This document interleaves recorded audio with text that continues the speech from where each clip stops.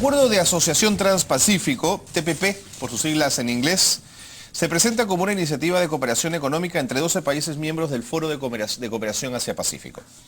En esos términos todo parecería normal, pero cuando una república como la del Perú negocia tratados internacionales en secreto y con un hermetismo absolutamente sorprendente para lo que es un acuerdo internacional, que además luego deberá pasar por el Parlamento, por cierto, para ser aprobado, sí nos llama la atención. Nos llama la atención porque además ahí se están negociando cosas como patentes, cosas como medicinas, cosas que son importantes en la vida cotidiana de todos nosotros.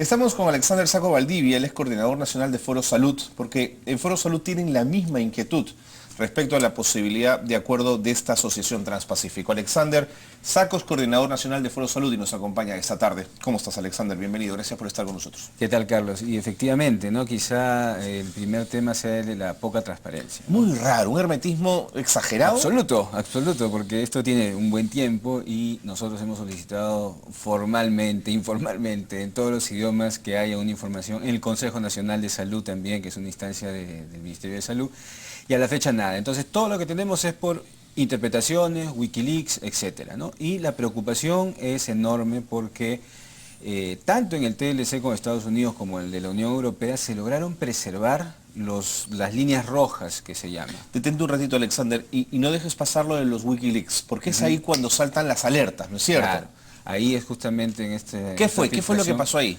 Bueno, ahí lo que sale es que se estaría aceptando el capítulo de propiedad intelectual, que es el que nos interesa en este momento, en relación a los medicamentos.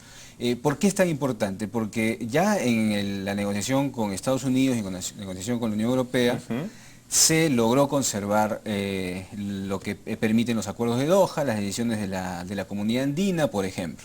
Pero la preocupación es mayor porque en el caso del tratado con Estados Unidos no se logró conservar estas líneas rojas por nosotros, por nuestros negociadores, sino por la parte de Estados Unidos. Fueron ellos los que al final hicieron una revisión tanto en el tema laboral como en el tema de propiedad intelectual y subieron las protecciones que ya se habían aceptado. ¿A qué le llamas líneas rojas, Alexander, para aclarar más ese tema que puede ser complicado? Claro. Líneas rojas son varias, pero en este caso estamos hablando de lo que se conoce como la extensión de los datos de prueba a las patentes, ¿no? Entonces los medicamentos tienen una protección natural, digamos que está aceptada, de un periodo de tiempo de más o menos en promedio 20 años. Así es, porque el investigador, la farmacéutica, pagó por esa investigación, recupera su dinero y después de 20 años se abren los datos. Se abre, claro, pero lo que se estaría aceptando todo en condicional es que esto pueda ser extendido por un periodo de 8 años más. 8 años más con medicamentos que son muy costosos, que cada día se está innovando más en el tema biológico, en otras técnicas de fabricación de medicamentos, implican pues cantidades incalculables de dinero para un sistema de salud como el peruano que siempre va a tener deficiencias en relación a eso. Y el otro tema que está en discusión es el capítulo de propiedad intelectual. Y en el capítulo de transparencia, ahí lo que está en cuestión es la posibilidad de que frente a un determinado mecanismo de compra estatal que es el reembolso, o sea, cuando el Estado compra cadenas privadas, o sea, paga posteriormente luego que la cadena privada da el medicamento a un usuario, que existe en el Perú, ya se está haciendo a través de Farmacis. Entonces, en ese caso, que la idea es ampliarlo, como es en otras partes del mundo, en ese caso las empresas podrían cuestionar cuando su medicamento no está en la lista de estos productos a reembolsar. Con lo cual, de alguna manera están interfiriendo dentro de las políticas públicas y ya no es el Ministerio de Salud quien decide que se compra, sino que habría una puerta para demandar e indemnizar. ¿Es posible que los negociadores estén diciendo estos aspectos de las medicinas o algunos otros vamos a dejarlos de lado teniendo en cuenta que se trata de un mercado de 804 millones de personas a los que el Perú podría acceder con arancel cero? Ahí hay otro tema, ¿no? Porque de los países con los que se está negociando, que agruparían estos 800 millones, bueno, ya tenemos tratados internacionales con algunos de ellos. Claro. Pero o sea, no con todos. No con todos, pero no son los 800 millones. Ya tenemos tratado con Estados Unidos. O sea que ese cuento de los 800 menos Estados Unidos que iban 200 y vamos bajando. Ahí va restando, ¿no? Entonces, y ahí hay una primera, digamos, información a medias, ¿no? Que es más peligrosa a veces que la mentira. Entonces, es cierto, el TPP tiene una serie de componentes y en los cuales puede haber en algunos casos ventajas, en otros no, y es un análisis más macro, digamos, de políticas públicas, de empleo, de productividad, lo que fuese. Pero en el caso de medicamentos, sí lo que nosotros consideramos es que estas líneas ya se han conservado 2 veces. No tienen por qué esta vez ceder. No tendría por qué el Estado ceder. Aparte, los tratados internacionales pueden firmarse con reservas. ¿Una negociación de este tipo podría impactar en el precio de las medicinas del consumidor final, Alexander? Claro, claro, obviamente. Esto es porque siempre hay una posibilidad. O la compra el Estado, ¿no? Y el Estado son los impuestos de todos nosotros, finalmente. O, en el caso en que el Estado no la provea por dificultades que existen en el sistema de salud, finalmente la gente va a tener que sacar de su bolsillo. Entonces sí afecta de manera indirecta o de manera Además, el Estado puede comprar grandes cantidades por volumen, con lo cual abarata costos. Claro, exacto, pero como hemos visto con el caso anterior de Atazanavir, ¿no ha pasado eso? No ha pasado, a pesar de que justamente Doha y las decisiones de la Comunidad Andina están vigentes, perfectamente vigentes. O sea, no es una cuestión aquí de quitar propiedad intelectual a nadie. Es más, en el Atazanavir, en Colombia, no se le ha dado la extensión de la patente, porque los colombianos han dicho, bueno, esto no es una nueva patente, esto no es nueva inventiva, es algo que están metiendo ahí de manera un poco engañosa, y le dijeron no, pero acá el INDECOPI le dijo sí. Entonces también las patentes deben entrar en una revisión, porque no es solo INDECOPI quien debe dar patentes de medicamentos, tiene que haber con una opinión técnica por lo menos de DIGEMIT para que eso suceda. No, seguro.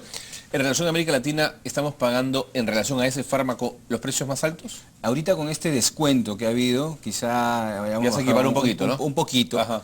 Pero todavía, si hubiéramos aplicado licencia obligatoria para Atazanavir, hubiésemos podido comprar por lo menos lo que el MINSA llegó a tener una oferta. Llegó una carta de una farmacéutica en el mes de marzo, más o menos, y le dijo al MINSA, nosotros le vendemos esto a $2.32, frente a los $6 que se está pagando, $6.2.3. Entonces, misma calidad, mismo producto.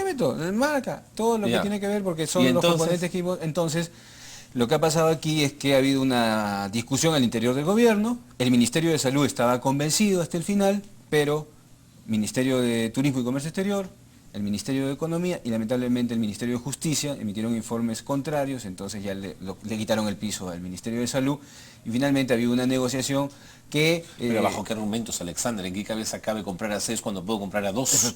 Exactamente. Era solamente firmar un decreto supremo, declarar la licencia obligatoria para un medicamento, porque la licencia obligatoria no es que se declara para todos, es para uno específico, o sea, los demás no iban a tener peligro. Ah, claro, el tema es el precedente, porque hay varios de estos medicamentos, biológicos, etcétera, que con este antecedente podría esto ya comenzar a fluir y comenzar a ahorrar. Entonces, ese es el problema de fondo, y estas líneas pues no deben ser superadas de ninguna manera.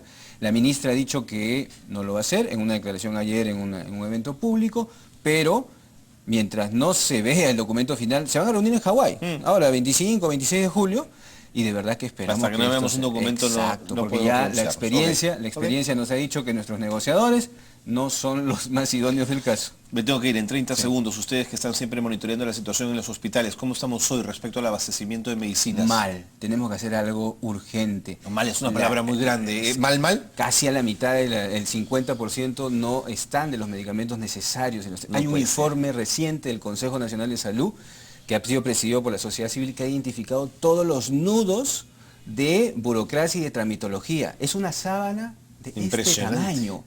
Es increíble todo el proceso innecesario que se tiene que hacer. Innecesario, porque si fuera necesario, digamos, lo pasamos. Y esto se pudo solucionar en el momento de la reforma porque teníamos facultades. Ya no se tienen las facultades, pero se tiene que reconocer el ministerio. La invocación es a que el ministerio reconozca que hay un problema crónico de desabastecimiento, señor ministro, señores viceministros, señor director de DIGEMIT, señor Espinosa, y sobre ese reconocimiento vemos cómo lo solucionamos. Porque ellos dicen que están todos los medicamentos, pero la gente va y no están estos medicamentos. Ha sido muy claro, Alexander. Gracias por haber estado con nosotros. Un gusto. Alexander Sacco, de Foro Salud, nos ha acompañado esta tarde. Hacemos una pausa.